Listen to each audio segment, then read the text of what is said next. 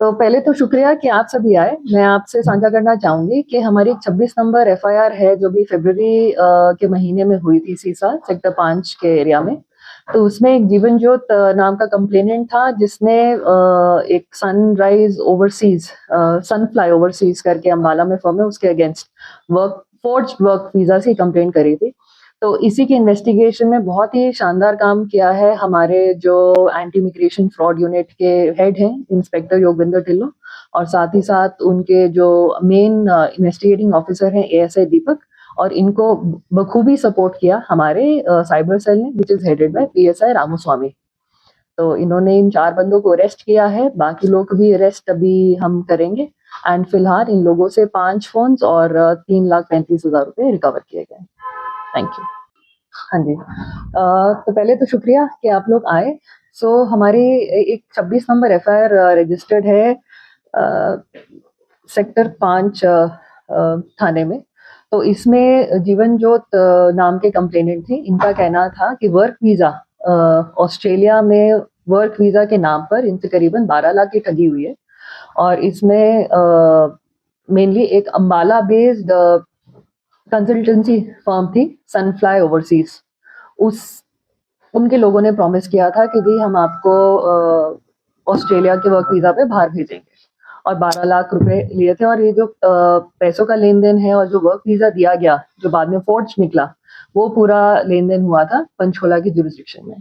तो इसमें इन्वेस्टिगेशन करते हुए हमने 4 जो मेन कल्प्रिट्स थे उनको अरेस्ट किया गया है। उसमें एक हरप्रीत है, हरभजन है, एक चिराग सिंगला है और एक उनकी वाइफ नेहा सिंगला है।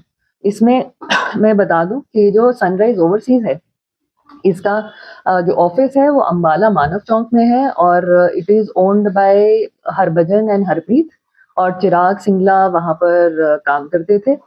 मेन इनका कहना है कि जी हमने फर्दर एक और एजेंट के थ्रू वर्क वीजा बनवाया था, तो जिसमें ये फोर्जरी हुई है।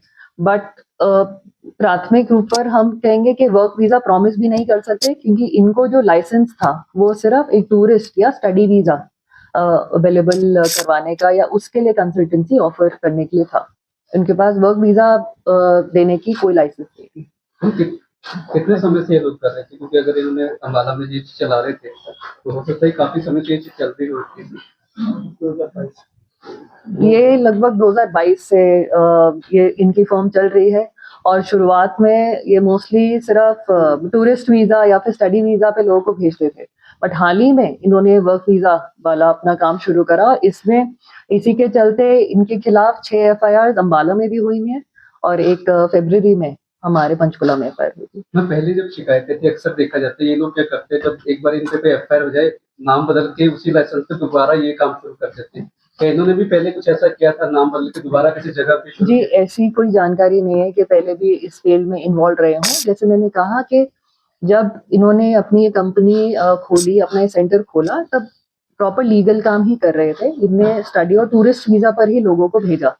ये अभी रिसेंटली मतलब पिछले साल से ही इन्होंने लोगों को वर्क वीजा प्रॉमिस करना शुरू कर दिया, जो इनका मतलब परमिट नहीं था। कहाँ के रहने वाले हैं ये अम्बाला में इनका ऑफिस है, बट पीछे से यूपी के रहने वाले हैं। क्वालिफिकेशन कितनी है? इस 10वीं 12वीं पास है जी। तो इन्वेस्टिगेशन में कुछ है, क्योंकि हाल ही में जो अमेरिका में रिपोर्ट किए थे बहुत सारे केसेस अम्बाला के भी थे। इनका कोई ऐसा था ये भी डंकी रूट के थ्रू लोगों को भेज रहे थे? जिनका भी था ऐसी चीजें? नहीं जी, डोंकी रूट का नहीं। मैं दोबारा से एम्फसाइज करना चाहूंगी कि इन्होंने जब अपना ये सनफ्लाई ओवरसीज सेंटर खोला तब ये पूरा वैध काम ही कर रहे थे। पिछले साल से इन्होंने वर्क वीजा ऑस्ट्रेलिया के लिए लोगों को इंगेज करना शुरू किया, ऑफर करना शुरू किया, जो इनको नहीं करना चाहिए था, बिकॉज इनके पास कोई वैध लाइसेंस नहीं है।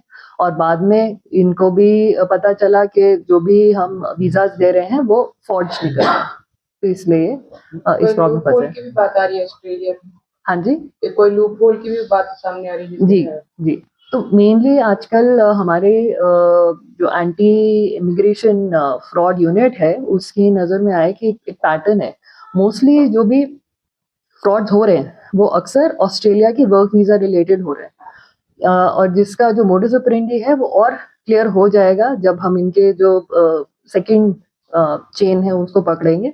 बट प्रथम दृष्टया प्राइमा फेसी ये है कि वो लोग कुछ कंडीशनल वीजा इशू कर देते हैं पेंडिंग डॉक्यूमेंट वेरिफिकेशन।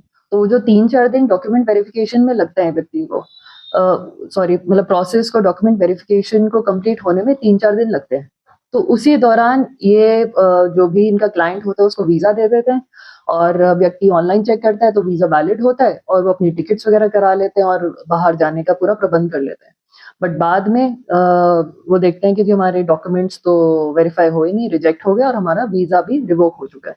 तब तक वो अपने पूरा जो भी कंसल्टिंग फर्म है उसको पैसे दे चुके होते हैं, अपनी टिकट्स वगैरह बुक करा चुके होते हैं, तो ऑल इन ऑल उनको नुकसान हो जाता है। इनके साथ क्या इनके कोई और भी इनके साथ मिला हुआ, क्योंकि एक 10वीं पास तो ऐसा कोई फ्रॉड नहीं कर सकता।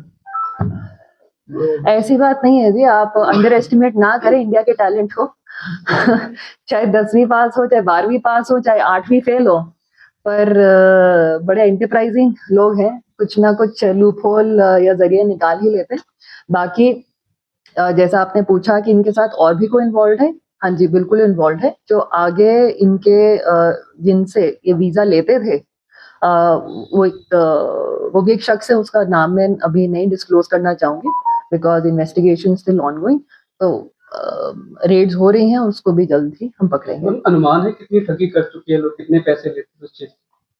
जी, जैसे हमारा जो प्रेजेंट कंप्लेनेंट है, तो एक वर्क वीजा के लिए इन लोगों ने 12 लाख उसको चार्ज किया था। उन्होंने बताया कि इन्वेस्टिगेशन कितने लोगों के साथ ये चीज कर चुके हैं अनुमान? करीबन मेरे ख्याल से 10-15 तो एटलीस्ट हमें पता ही है, 10-15 ये एडमिट कर रहे हैं। 1 करोड़ के आसपास तो कर चुके हैं। बिल्कुल जी। मैम, पंचकुला की बात कर लेते हैं। पंचकुला में एंटी इमिग्रेशन फ्रॉड यूनिट भी बनाया गया है जी। लेकिन देखा गया है कि पिछले 6 महीने में 50 से ज्यादा FIR दर्ज हुए। हाँ जी। इसका ये मतलब निकलता है कि पंचकुला में लगातार इमिग्रेशन फ्रॉड हो रहे हैं। मैम, अक्सर देखा गया है कि कई ऐसे सेक्टर हैं, सेक्टर 11, सेक्टर 15, सेक्टर 7 और सेक्टर 9 में काफी इमिग्रेशन ऑफिस जो है, काफी बड़े बड़े ऑफिस बने। तो क्या इनकी लगातार चेकिंग हो रही है एंटी इमिग्रेशन फ्रॉड यूनिट जो है उनकी तरफ से? जी, उनके time to time licences check हो जाते हैं, बट मैं ये भी आपको बताना चाहूंगी, ये जो आप 50 करीब FIRs का जो जिक्र कर रहे हैं, वैसे आंकड़ों का आई एम नॉट श्योर कि सही में 50 FIRs हो गई हैं इस साल की या नहीं, बट जो इन्वॉल्वमेंट होती है अक्सर इंडिविजुअल्स की होती है, ऐसी इमिग्रेशन फर्म्स की इन्वॉल्वमेंट कम होती है। ये जो पर्टिकुलर केस है, इसमें फर्म सामने आई है और इस फर्म का भी इतना है कि टूरिस्ट और स्टडी वीजा के लिए लाइसेंस है बट वर्क वीजा के लिए लाइसेंस नहीं है और उसमें ये फंसे। अदरवाइज हमारी जो मेजॉरिटी FIRs होती हैं उसमें देखा जाता है कि कोई फर्म इन्वॉल्व नहीं है, कोई एजेंट बोलता है कि जी मैंने अपने फलाने रिश्तेदार को भेजा है, आप मुझे पैसे दीजिए, मेरे पास बंदा है, मैं आपका वीजा करवा दूंगा। तो वो इंडिविजुअल्स के अगेंस्ट है। मोस्टली जो सेंटर्स हैं उनके अगेंस्ट हमें कोई कंप्लेंट आई नहीं है। क्या कोई और भी स्टेट से इनका लिंक है? जैसे कि अगर पड़ोसी राज्य की बात की जाए, पंजाब तो देश में दूसरे नंबर पे इमिग्रेशन फ्रॉड में आता है, तो क्या पंजाब से भी कोई लिंक है इनका? बिल्कुल, हमारे जो मेनली जो सोर्स रहते हैं, जो सब एजेंट्स रहते हैं, उनका कहीं ना कहीं हमें लिंक पंजाब का मिलता है मेजॉरिटी के। मैम, आप लोगों से क्या अपील करनी चाहिए ताकि इस तरह के फ्रॉड के अंदर ना फंसे? मैं सभी से यही अपील करूंगी कि देखिए, लालच के चलते या किसी डेस्परेशन के चलते कोई भी डिसीजन लेंगे तो उसमें काफी एक आप बहुत रिस्क उठा रहे हैं आप, क्योंकि अपने बहुत बारी माँ बाप अपनी पूरी जीवन की पूंजी लगा रहे होते हैं बच्चों को बाहर भेजने के लिए। तो मेक श्योर कि आप किसी रजिस्टर्ड फर्म के थ्रू ही जाएं, और यदि आपको कोई शक शुबा हो कि ये रजिस्टर्ड फर्म के पास प्रॉपर परमिट, प्रॉपर लाइसेंस है या नहीं, तो आप पुलिस से भी कंफर्म कर सकते हैं कोई भी ऐसा एप्लीकेशन देने से पहले।